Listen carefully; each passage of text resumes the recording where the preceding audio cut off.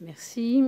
Monsieur Hugo Bernalicis, pour un temps de 10 minutes, s'il vous plaît.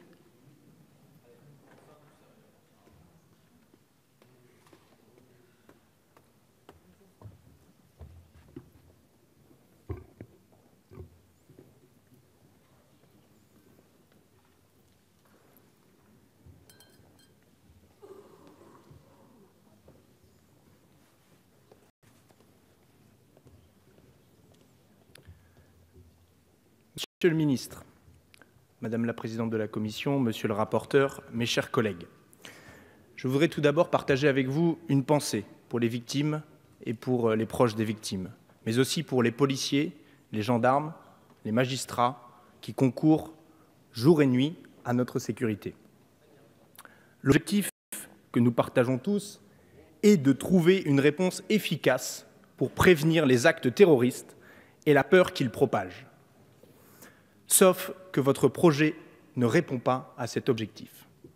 D'ailleurs, les syndicats de magistrats, toutes les associations de droits de l'homme, les spécialistes du droit, le défenseur des droits lui-même, Jacques Toubon, tous sont hostiles à ce projet de loi. Pourquoi? Parce que ce texte est le fruit d'un seul point de vue, celui d'une partie des services de police et de renseignement. Vous proposez un nouveau texte, sans aucun bilan de l'existant. Et cette surenchère législative n'a pas prouvé son efficacité dans la lutte contre les actes terroristes. Avant de poursuivre mon argumentation, je voudrais vous rappeler une phrase jupitérienne du 3 juillet 2017 à Versailles.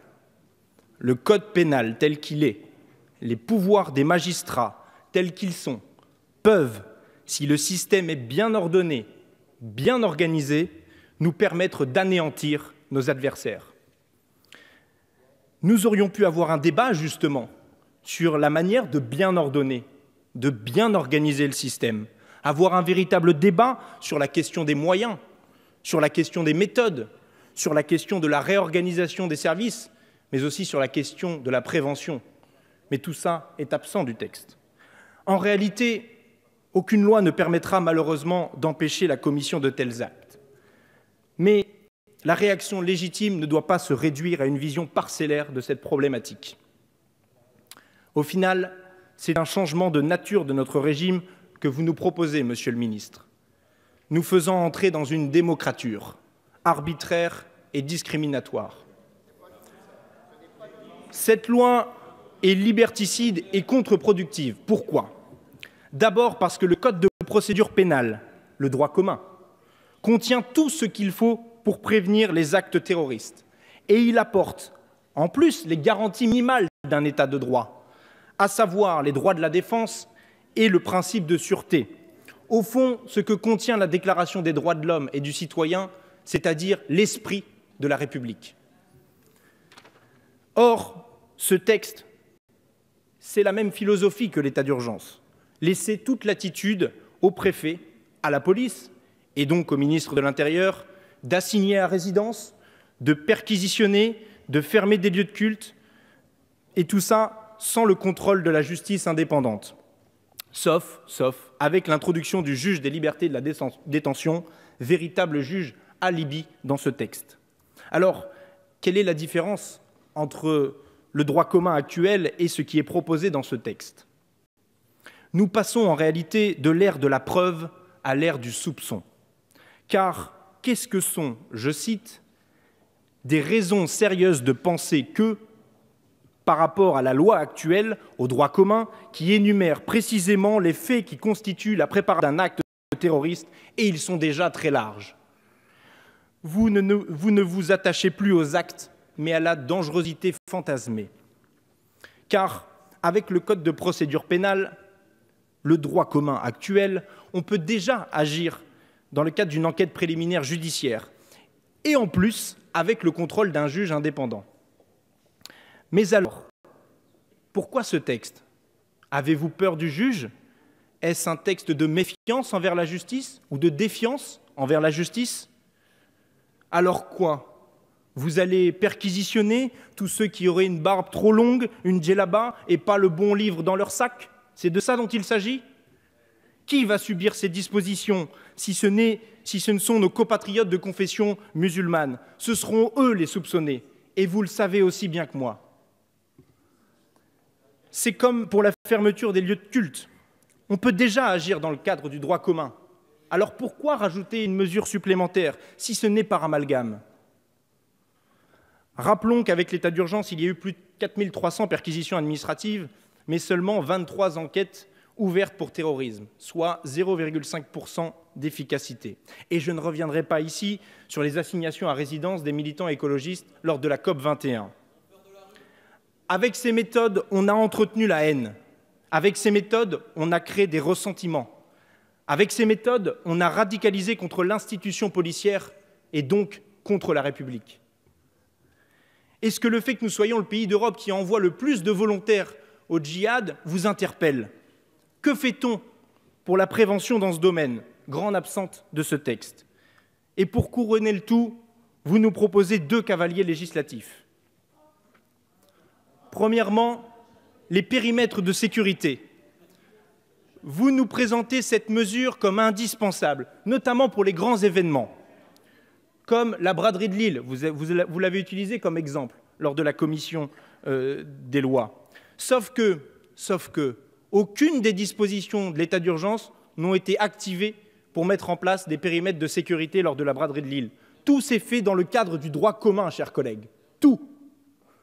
Alors, pourquoi cet article, si ce n'est pour introduire insidieusement la privatisation de la police avec les agents de sécurité privés qui se voient octroyer des prérogatives de service public?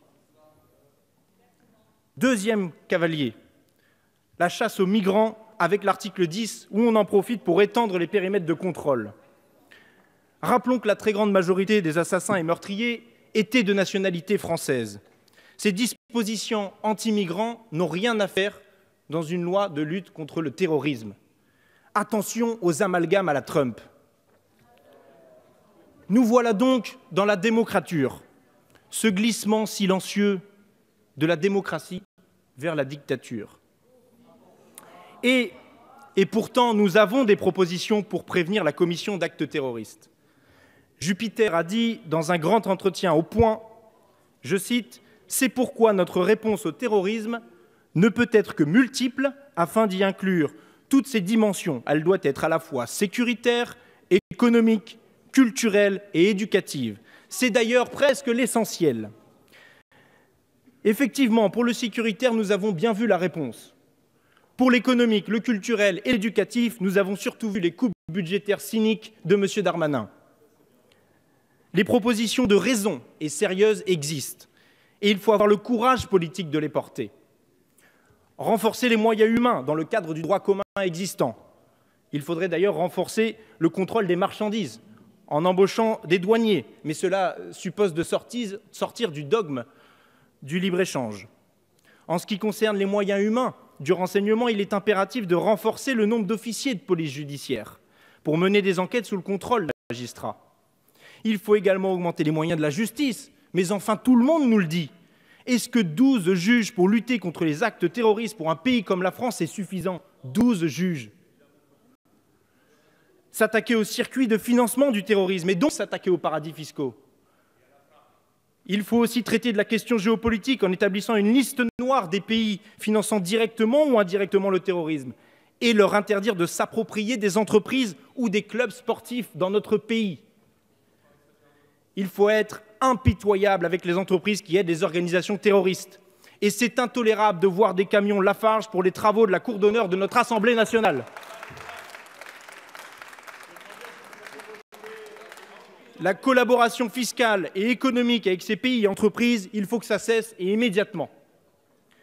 Être une force indépendante de paix, c'est ce que nous devons être, sous mandat de l'ONU, car nous devons discuter avec tout le monde pour trouver des solutions, car selon le DGSI lui-même, le nombre de volontaires pour le djihad a diminué en proportion du recul des positions de Daesh là-bas.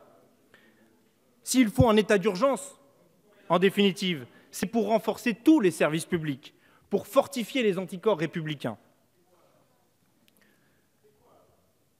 Avec ce projet de démocrature, vous donnerez raison à nos ennemis. Vous serez la France qui abdique. Il ne faut pourtant pas céder un pouce de terrain aux actes terroristes qui attendent précisément, et aux terroristes, que l'on renonce à notre régime démocratique et républicain. Nous sommes la France qui résiste encore et toujours. Alors venez défendre avec nous, semblez, avec fermeté, les idées des Lumières et les principes de la Révolution française, qui ont fait de la République, de la France, une république indivisible, laïque, démocratique et sociale. Merci. La parole est donnée à Monsieur Stéphane Peu, de la Gauche démocrate et républicaine.